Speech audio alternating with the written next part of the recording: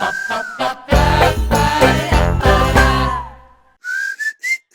okay. Yeah.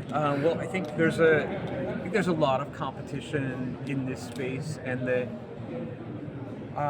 there's really opportunity for Chinese companies to produce, uh, vehicles that I think will make roadways in China safer. Yeah. I think that the technology is sophisticated, and I think it's from what I've seen and what I know, there's a lot of opportunity for having parallel competitive Yeah. companies coming Yeah. out of China that actually provide great potential automated solutions, not only for private autos, but for buses and public transport, which Yes. I think when you look at kind of the BYD buses and some of the stuff coming and being imported to the US and now manufactured in the US from China, I have a lot of optimism in level 3 and level 4 technology for public transit platforms, and particularly the large Chinese design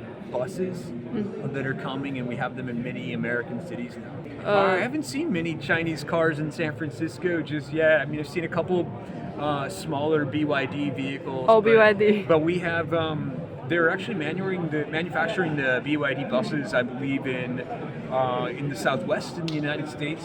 And so they're starting to be quite prevalent in terms of the electric vehicle bus platform in many American fleets.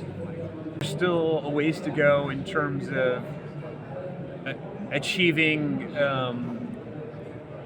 full passenger operations. I mean, I think a lot of the US and Chinese companies, the level 4 technology in most conditions is pretty robust.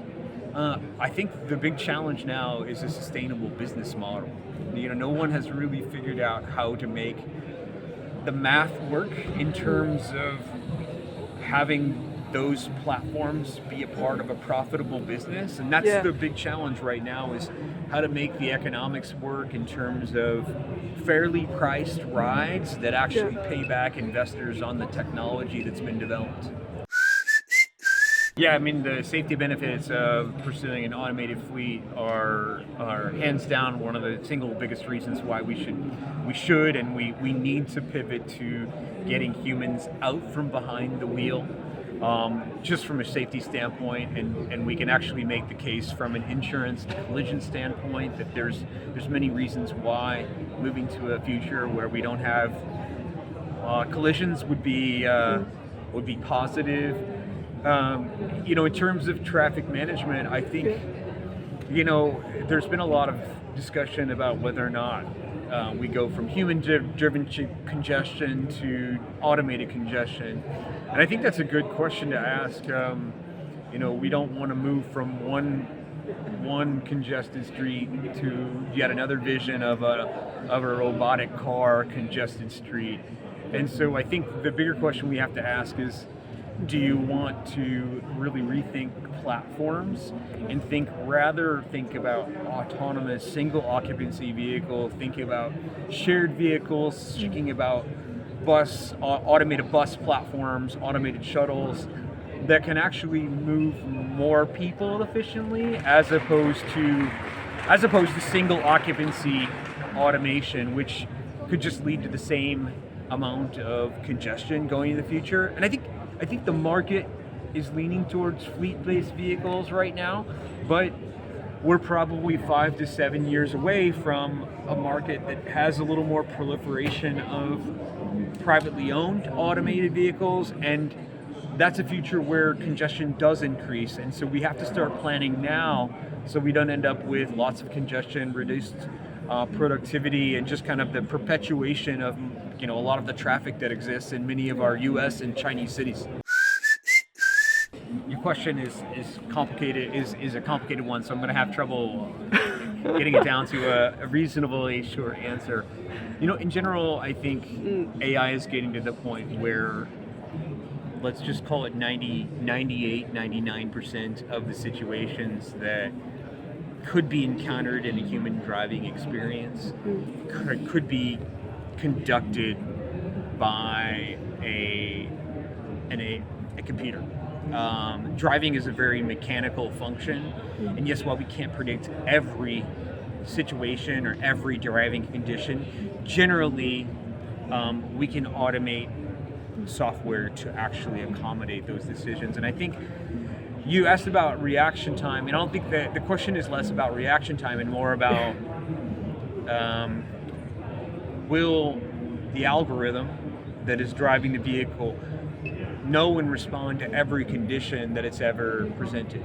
I mean, the short answer to that is no, but there will be similar parallels that it could be learned on. From a processing standpoint, I'm not concerned about the speed of processing. If anything, I'm more interested in what happens when algorithmically there are false positives, right? So the vehicle thinks something's happening and it's really not happening, and it makes a decision to engage in a certain way that causes it to make an error, rather than the vehicle sensing something is wrong that it doesn't recognize and shutting down. And I think that's the bigger risk. Is not that it's not that the vehicle doesn't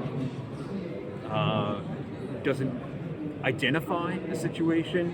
It's that it identifies it and then classifies the situation wrongly, and then makes a subsequent error.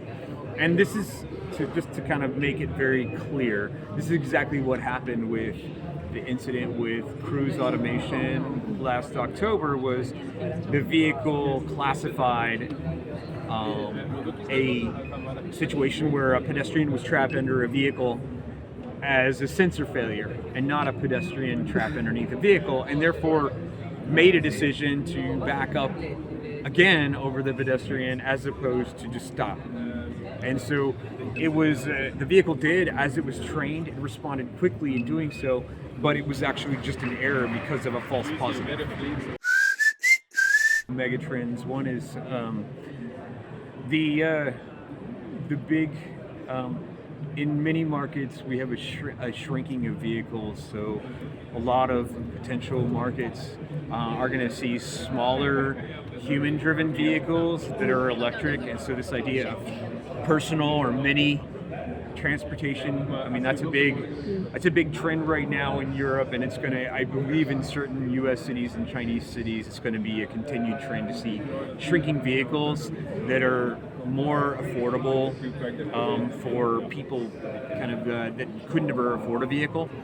I mean, the other megatrend is clearly pivot to clean fuels and reduction in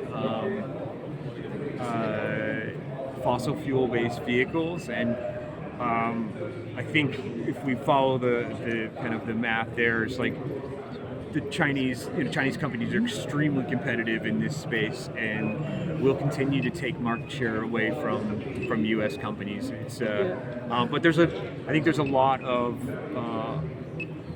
still a lot of the market of the private EV marketplace that can be consumed. And I think the last trend is really integration of AI and ADAS that comes from level 4 fleet vehicles into privately owned vehicles. And so this idea of increasing driver safety for vehicles that are still driven, that'll increase dramatically over the next 3 to 5 years.